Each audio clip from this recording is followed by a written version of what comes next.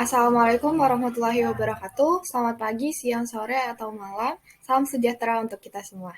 Sebelumnya saya izin memperkenalkan diri terlebih dahulu. Nama saya Husna Mujahidah dengan NIM 21102119095. Saya dari kelompok LabX C2. Video kali ini akan berisi tentang asistensi Lab Activity Blok DMS FK UPN Veteran Jakarta.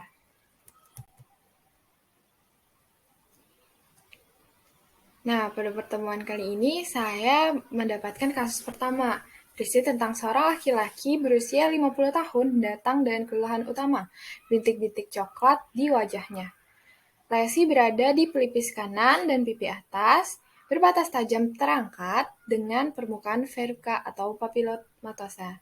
Makroskopisnya tampak lesi berukuran 3 mm x 3 mm x 2 mm dengan konsistensi lembut.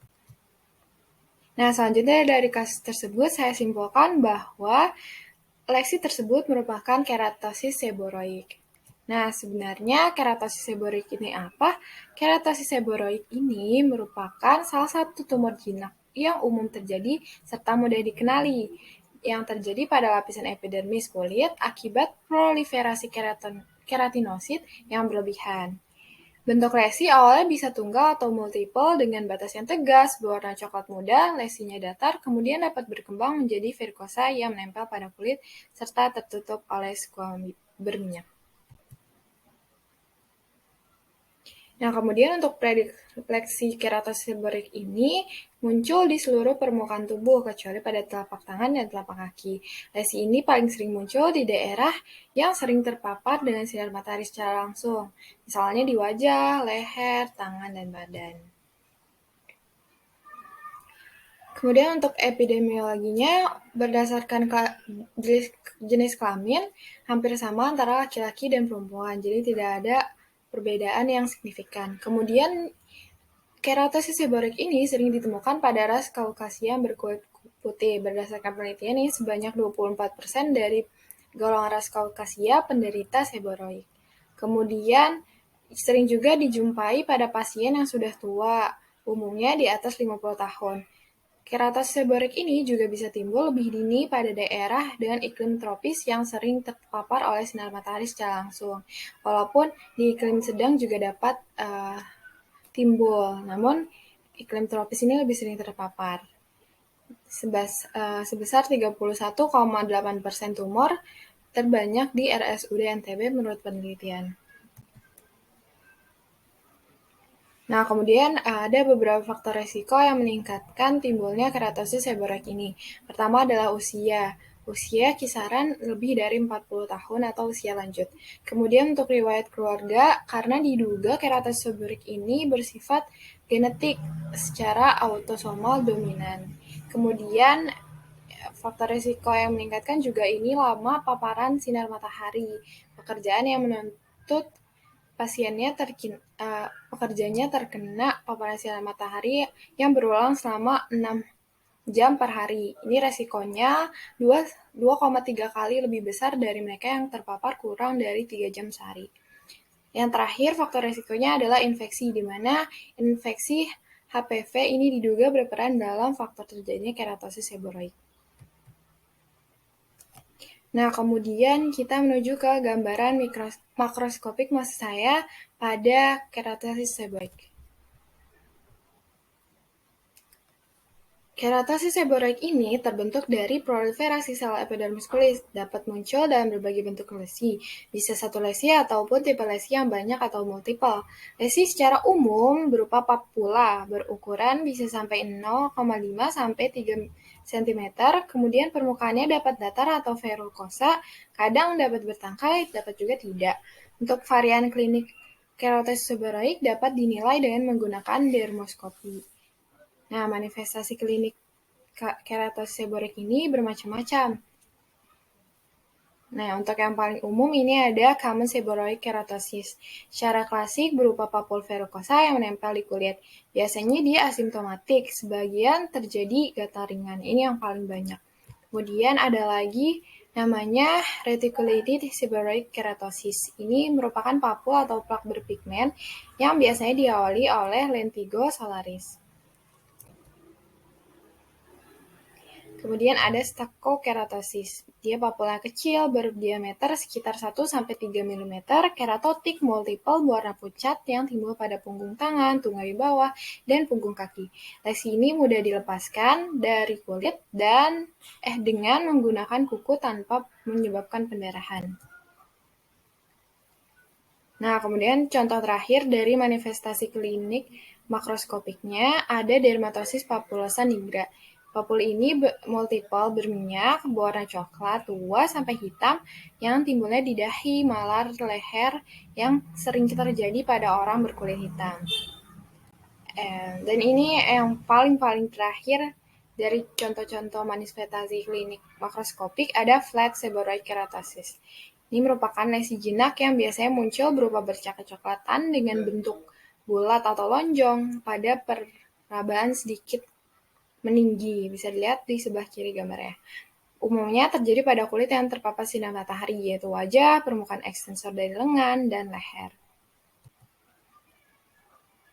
Selanjutnya, kita akan membahas tentang gambaran mikroskopik dari keratosis seborrheic. Nah, secara mikroskopik, keratosis seborrheic ini ditandai dengan proliferasi keratinosit yang membentuk nodul sel tumor yang endofitik, rata atau eksofitik dengan bentuk yang tegas. Sel-sel kecil hingga sedang dalam epidermis dipisahkan oleh Hornquist. Nah, gambaran karakteristik dari keratosis seborrheic ini meliputi adanya keratinisasi permukaan atau hiperkeratosis, papilomatosis, dan akantosis. Kemudian keratosis seborrheic ini tersusun atas 3 tipe sel yang meliputi.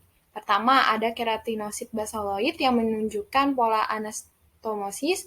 Yang kedua, ada sel-sel spinosa eosinofilik di bawah epidermis dan di sekitar saluran horn infundibular. Dan yang ketiga adalah melanosit yang berproliferasi. Nah, di gambar ini bisa dilihat bahwa yang pertama hiperkeratinosis, papilomatosis, akantosis dengan proliferasi basaloid berpigmen dan kista pseudohorn. Yang kedua di gambar B ini ada kista pseudohorn.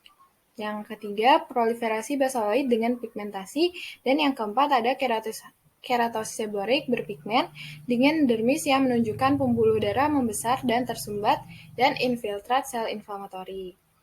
Nah, seperti halnya manifestasi klinis pada makroskopik, ada juga variasi klinis pada keratosis seborrheic secara mikroskopik.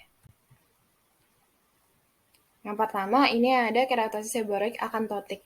Variannya ini yang paling banyak, di mana terdapat akantosis yang jelas dengan papilomatosis dan hiperkeratosis yang sedang, khususnya sel basaloid, pseudokista bertanduk yang banyak, dan sepertiganya berpigmen.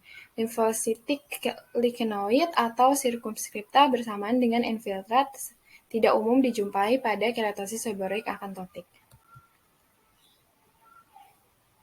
Yang kedua, ini reticulated seborrheic keratosis, didapati proliferasi reticular traktus sel epidermis basaloid baris ganda, hiperpigmentasi relatif sering, dan pseudokistat bertanduk cenderung jarang dijumpai pada keratosis ini.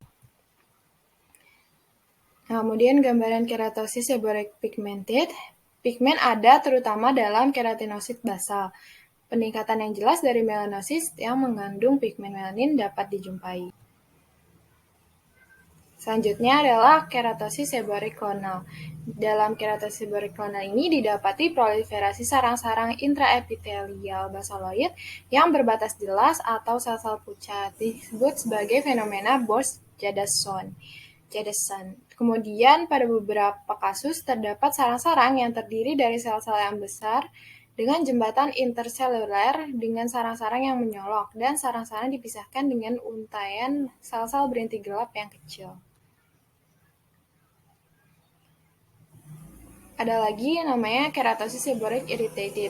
Didapati sel infiltrat inflamasi lichenoid yang padat pada dermis bagian atas. Keratinosit yang apoptotik biasanya agak banyak. Gambaran tipe hiperkeratotik juga bisa ada. Kadang-kadang ada sel infiltrat inflamasi yang padat seperti neutrophil yang kadang tidak memiliki gambaran lichenoid. Squamous eddies sering terdapat di epidermis.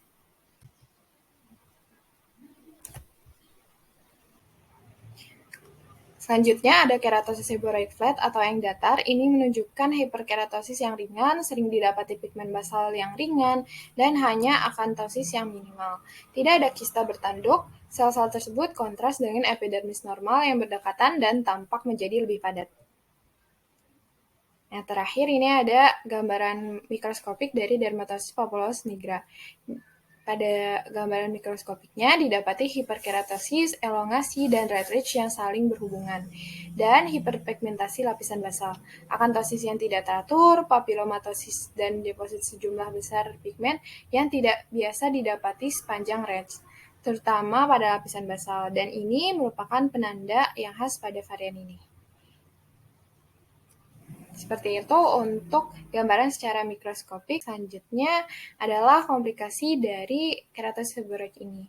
Lesi ini dapat mengakibatkan gangguan kosmetik karena sering muncul pada daerah yang mudah terlihat oleh orang lain. Kemudian lesi keratosis seborrheic ini dapat menjadi sebuah keganasan atau disertai keganasan lainnya. Misalnya didapati keganasan lain seperti kanker kulit melanoma dan non-melanoma juga. Nah, kemudian untuk tata laksana dari keratosis seborrheic ini, karena letaknya yang superficial, keratosis seborrheic mudah dihilangkan dengan kuretase, shaving, elektrodesikasi, eksisi, dermabrasi, bedah beku, dan mikrogen, dan bisa juga dengan laser. Nah, untuk eksisi lesi ini merupakan modalitas terapi yang sering menjadi pilihan. Namun sebaiknya selalu pastikan metode removal yang dipakai akan meminimalisasi resiko dari scar. Nah, begitu yang dapat saya sampaikan. Berikut adalah referensi-referensi yang saya ambil. Terima kasih atas perhatiannya. Saya cukupkan. Wassalamualaikum warahmatullahi wabarakatuh.